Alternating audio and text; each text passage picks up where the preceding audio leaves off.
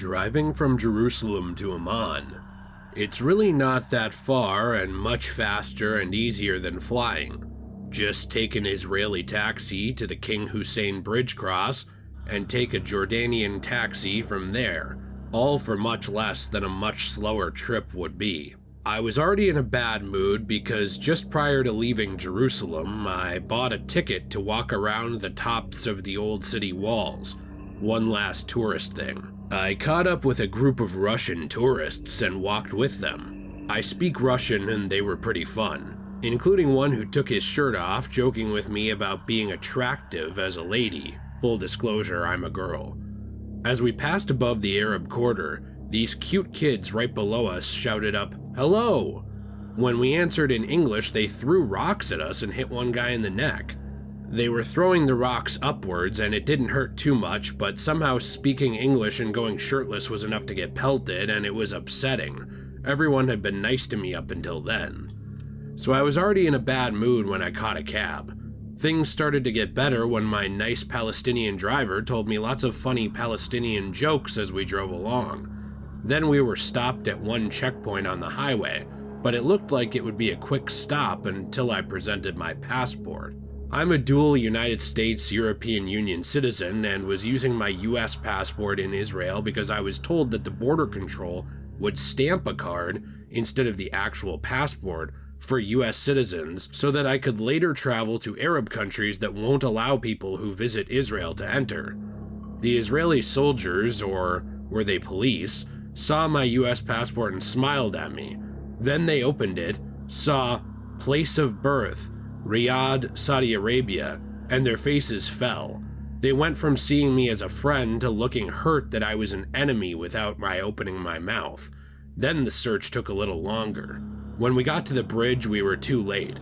It closed 10 minutes before at sundown and reopened the next morning.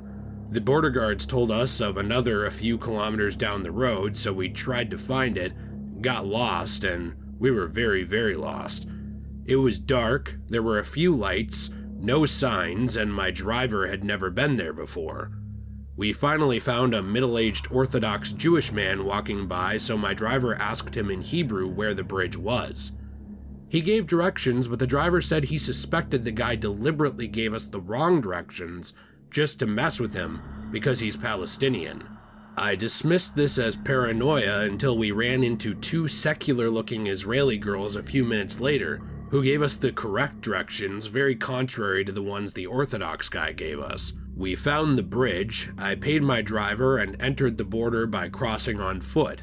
That was okay, but finding the bus that actually crossed the bridge was a bit hard in the dark. When the near-empty bus stopped on the Jordanian side, everyone but me had someone to pick them up. I then walked the 200 meters or so to the taxi stand, easy to find as the one light in the distance, where I signed a book with my information, passport number, taxi driver's name, and license, etc. This seemed like a safe system, and I got into the front seat of a rickety cab with confidence. As we drove along the highway, we chatted a little and everything seemed fine, but all of a sudden, the driver pulled onto a dark, unlit road leading up into the mountains running to the left of the highway. I very quickly protested and insisted on returning to the main road. The driver told me that the mountain road was a shortcut, but I said I'd pay the metered fare for the longer main route that went through towns.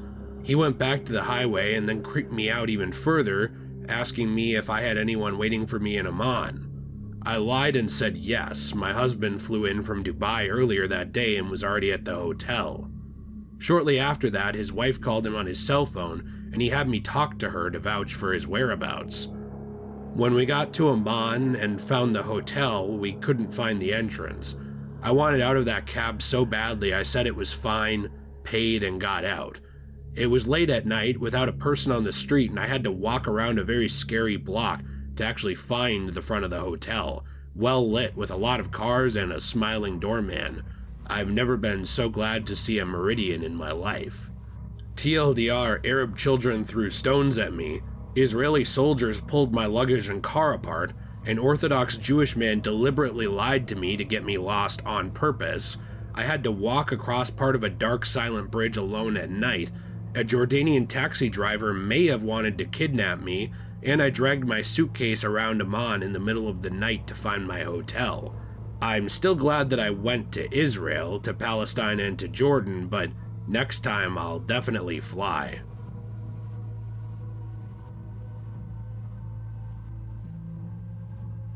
I took the last train from Vienna to Bratislava in the middle of the night in order to get to the airport early the next morning. I was the only one on the train other than the conductor or engineer or whatever he was. The train slowly came to a halt a little after the Slovakian border in the middle of the countryside on a dark platform, and the dude just told me to get out. Confused and scared, I did so, and the train just left me. I had about 2 minutes of utter panic before another guy came around the corner and directed me to the correct train, which started up just then. I hadn't known I was even supposed to transfer to another train. I arrived in Bratislava about 1:30 a.m. I disembarked and made my way through the tunnel under the tracks to come up inside the train station. The entire place was just deserted. The lights were off and I could hear dripping water echoing throughout the building. I could see a circular drive outside with a few taxis waiting and a 24-hour snack stand, so I decided to wait outside until the first buses began running and I could catch the correct one to the airport.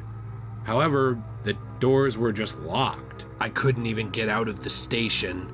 As I was trying all the doors to find an open one, a woman with wild eyes and wild hair appeared from outside and began hurling herself bodily at the glass doors, yelling and trying to get into the station. I ran off to a deserted corner and sat down and cried a little because I was tired and just scared. I realized that if any other person came into the station from the platforms, I was trapped and I had no way to escape. Eventually, I steeled myself and went back out onto the platform, and I ended up clambering over the train tracks and walking alongside them for a very long time until the fence ended, where I came into a residential neighborhood. Luckily, I came across a policeman who directed me back towards the station. I sat on a bench outside near the snack stand until morning came, but there was no sign of that woman with crazy eyes.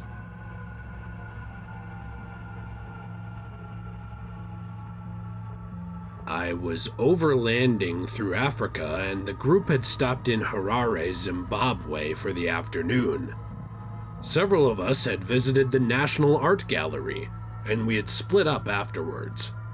I was wandering back to the truck with one other guy, and we were doing the usual touristy thing of taking pictures of the city. It so happened that the trees which lined some of the streets were all out in full purple bloom, so there were some good photo opportunities. We took a few photos, and I was taking one last one when my mate, let's call him Mr. Tall, turned round to me and said, "I think we need to go over there and speak to that guy." To which I replied, "Why?" half expecting another person trying to sell us something.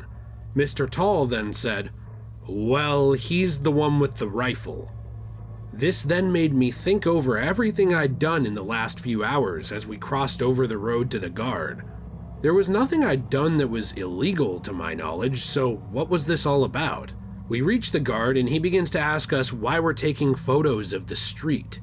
Mr. Tall does the talking to start with telling the guy holding the AK that we're just tourists and that we've come here to see the city. This, however, does not go down particularly well, and the guard isn't satisfied with our answers. When we try to start walking away, he points the gun at us again, and we tell him we're only just tourists. He's still not satisfied with our answers and tells us we have to come with him. This throws us a little as we're not sure where he wants to take us, and he motions over another guard. I'm still supporting the tourist comments made by my friend and glancing around at the same time to see if I can see any other members of our group, the group leaders, etc. It's at this point I see little notices on the wall of the building we're next to now that say you're not allowed to take pictures, use your phone to call or receive calls, or even hang around the area. So unsurprisingly, I begin to wonder what's associated with this building. We again tell the guard that we do not want to come with him and we are only tourists. He then unclicks the safety of his AK, and it's at this moment pointing at my gut. I'm standing there thinking if he has negligent discharge, then I'm gonna have a hole in my lower back the size of my fist. The round may hit my spine, and either way, that'll be the end of me. We relent after asking why we were going many times and stopping and starting, and walk into the large parking area behind the building and walk towards the small guard's office at the rear of the building. A larger, fatter guard steps out after the first guard goes in and explains the situation. The second guard just watches us the whole time. Essentially, we couldn't sneak away at all, and the car park is too open anyway. We have another conversation with the guy who's slightly higher up the chain of command, and we again explain that we are just tourists. At this moment in time, I'm also thinking that we may end up losing our cameras, or maybe having to pay a large fine or bribe, maybe both, and/or end up being detained, and I didn't particularly like the thought of a Zimbabwean jail. It turned out that we'd inadvertently taken pictures of the president's office. Luckily though, we managed to reason with this third guard and delete these pictures we'd taken. This seemed to satisfy him, which meant by the chain of command the first and second guards would be satisfied as well. We then turned sharply away from the small guard's house, walked quickly out of the compound round the barrier and off out into the city. The face of another guard when we walked past him, because we walked in one way and out a different way, was particularly memorable as he watched two white tourist-looking people walk out the back of the president's office building. Lesson learned: be careful of where you take photos, as you might not know what you're inadvertently taking pictures of.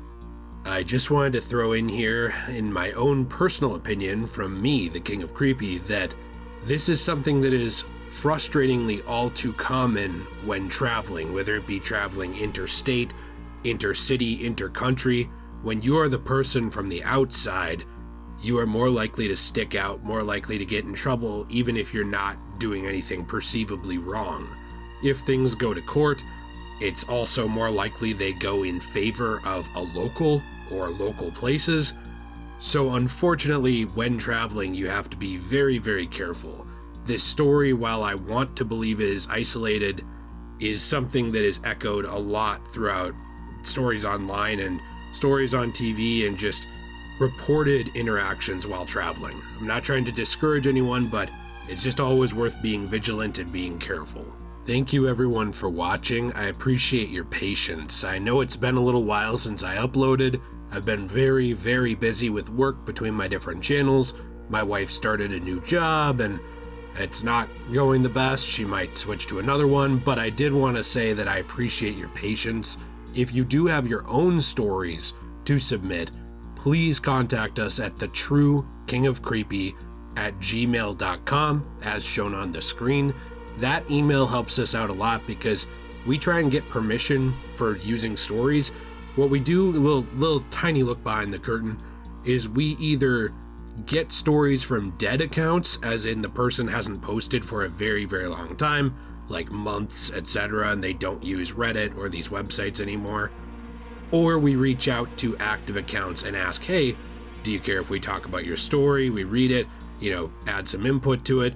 Those are things that we try and do on this channel, and it's kind of hard to actually get stories that way. It's hard to get permission, it's hard to find accounts that aren't in use, it's hard to find stories that are interesting and not just grab something boring. I don't want to make boring videos for you all. So, if you have your own stories to contribute, I do appreciate you reaching out to me there. It means the world to me. Your support means the world to me. And as a final little note, something I'm sure you all know, please do stay safe when traveling. Traveling is very fun, but it's extremely dangerous. It really can be. Know the laws, know the rules, protect yourself, but be careful. I appreciate you. I wouldn't want anything bad to happen to the people who watch this channel. Have a fantastic day. And as always, everyone, stay creepy.